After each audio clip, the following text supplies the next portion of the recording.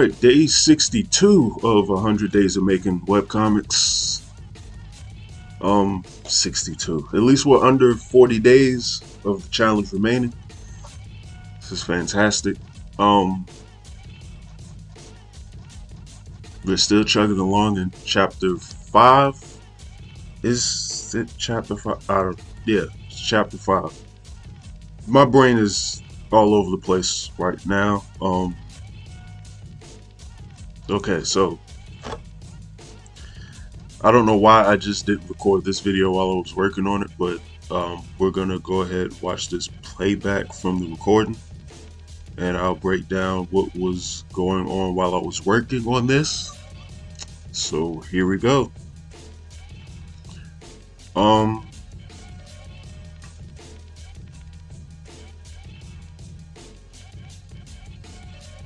Also pretty soon we'll, I think in like a couple pages, I'll get to work on like a new environment that I haven't done yet in the comics, so kind of can't wait. I think that'll be Thursday or Friday if my thumbnails are correct. Or should I say if I'm reading them correct? Okay, so also we have a Kanzi appearance.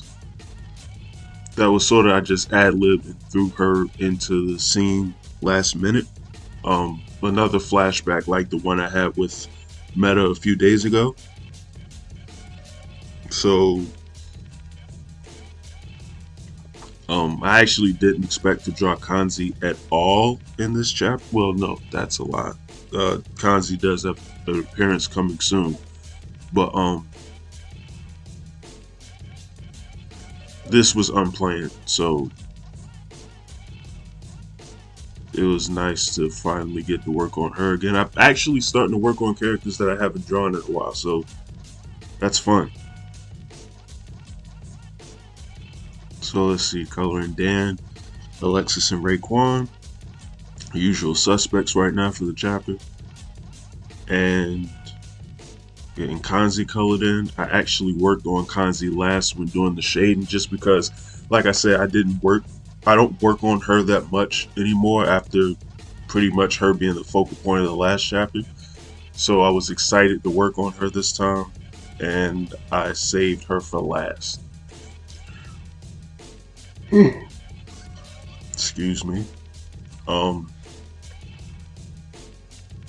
So at the end of the picture is going to be me shading and Kanzi. Just, I don't know, nostalgic, I guess, for me to work on her, because I haven't done it in about, I don't know, 3 weeks, 3, maybe 4. God, it's crazy. It might have been about like a month since I've drawn Kanzi. I'm not even sure. I don't remember when I finished working on chapter 4 at this point. But anyways, after blocking in the line art, going back and doing color with Raekwon, doing the details, the flame stuff. I also had to go ahead and do small details with just the stripes with Kanzi. It's always simple with her. Just got to do the stripes on the clothes that she has, and I'm done. It's not these intricate flame designs and stuff that I have with Dan and Ray. Damn it, sorry. It is late and I am tired, so I apologize for yawning. It's gonna happen quite a few times. And I'm also not editing this because it's late, so y'all are just gonna get a raw video today. So let's see here. I don't know why that kept happening too. I would click certain areas in the picture to sort of fill in, and it would just fill in Dan and Raekwon's hair for whatever reason. It was doing that later on with Kanzi as well, and it screwed up my line art for Kanzi entirely. So I had to color it in a particular way because I couldn't go back. Matter of fact, that's when it happened, because I could already see her line art has changed, but I couldn't go back, and there wasn't a whole bunch of undoing and redoing that I could do with Kanzi. With Ray and Dan, I I don't know what was happening there, and it was only like their hair and stuff. It would just switch colors, and I would have to sort of shade stuff in manually. I couldn't use the magic wand tool like I normally do. I probably changed the setting on like the anti-alias and the contagious. I gotta check and see what that is. I just was in the zone while I was working and didn't go back to look then. I just sat there and just kept undoing and redoing for like a few seconds and then moving on. But I'm gonna have to check those later because that's gonna get annoying down the line. Um, but anyways, went ahead, got Raekwon's shading in.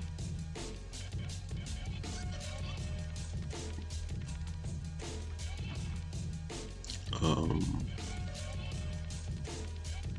it's always crazy too. Damn it, I forgot the daggone the chain. Like I do that every time. So I need to go back. Uh I do that too because it's always a hassle to go ahead and do it within the line art, but I always forget while drawing out the picture to go back and do that as I'm drawing so I don't have to try to remember to put that in. Um, which is a ridiculous detail that a lot of people never even notice, but I notice it and it makes the character look, I don't know, in my mind he looks cooler with it, but well. So finish shading him out. Then go ahead and working on Alexis. I've come to figure out that darker shade of brown that I use in her hair actually does work.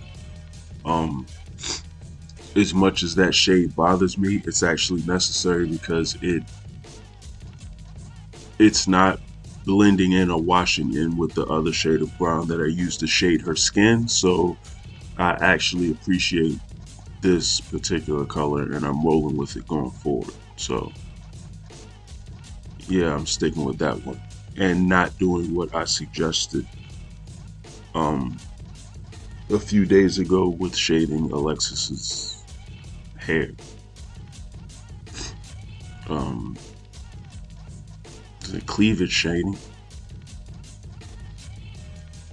So getting that out the way. Shading her eyes. I don't know why I always do that with Alexis. It's a weird character detail, but it always, I don't know, helps out her look.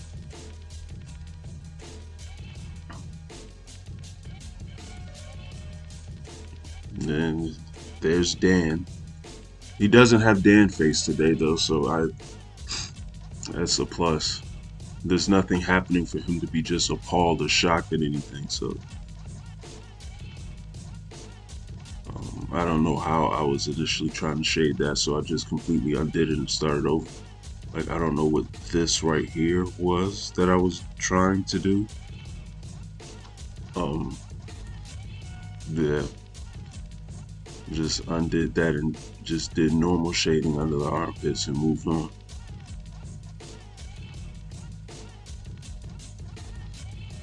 And this panel is just more of Alexis talking. So went ahead and shaded her in.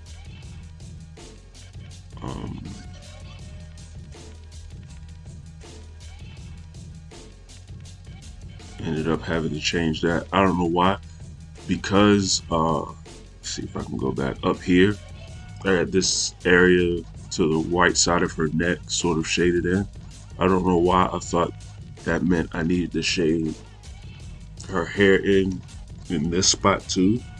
So when down here, I eventually made that dark brown to shade it in. It didn't look right to me, and it also didn't make sense. That's why I sort of undid it. Just like you still kind of wouldn't see that part of her hair anyway, so let me cut that out.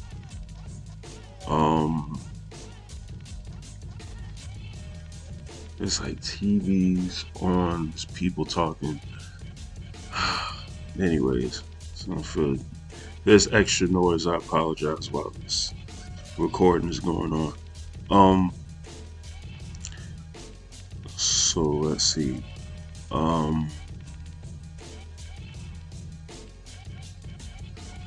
See eye shading, getting little details in with her. And just slight lip shade. I don't know why there's certain panels I'll do that with Alexis and other panels where I won't because it doesn't look right. Very strange thing, but Alexis is one character. As much as I love her character design, she's one character that, for whatever reason, her look, while sort of the same, there's little details that I change all the time with her from panel to panel. It differentiates, and I don't know why that is. Like, that's the weirdest thing. She's probably has the most inconsistent look or method of which I draw her look from panel to panel, chapter to chapter. She's the only character that happens with. Um, Meta as well, but Meta sort of has a definable look at this point. His design sort of had small changes over time, but it still looks the same. Alexis has kind of been, I don't know, like I said, it just depends on the panel I'm drawing. Like, little things about the character I'll change, and I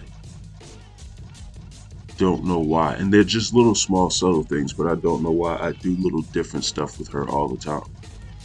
But in any event, shading in Alexis. There's so many like small details with Alexis that makes the character sort of stand out. Um, just the shading of the hair, the actual hairstyle itself, the hoodie, um, the backpack, the gloves, the skirt. Then there's always a video game handy. Like Alexis is such an Kanzi's such an interesting little design. Um, I don't know. I love Kanzi to death. Like she's one of those characters that I work on that I really appreciate at this point. And after the last chapter of working on Kanzi, I actually love the character a lot more now because I actually got to do some character development with her. So um, it's awesome. Even though you kind of won't be really seeing much of Kanzi for quite a while in the story, but she's still one of my favorites. But finishing up here, see, getting the remainder of the shading done. And I think I changed the background color here because I didn't want everything to just be the same gray, even though that is the color of the background that they're in, but I didn't want it to stay that way for whatever reason. I don't know, in my mind, I just wanted to break that up because it's just such a bland look. It's just a straight gray with a gradient on there. There's gonna be enough of that just them being in the environment, walking through the little hall of this tour bus. Um, them walking through the hall, like that's just the color of the room to begin with. But because that's a little flashback there, it's like I have an opportunity to sort of break that pattern, the same look from panel to panel and page to page. So I'm gonna just take this. So I switch the colors out. Just trying to play with one and see what I can find. See there, I try the red, and there we go. Oh God, I'm sorry. There we go. I tried back up. When I switched this red, and I switched to purple, and it changed her hair entirely. Um, I don't know what I did wrong, how I did that, but somewhere along the line art just went away. Kanzi's line art just went away.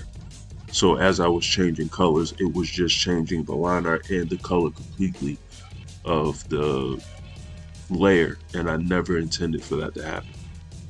But I was able to eventually get the color down packed, and that was the end. That was pretty much it.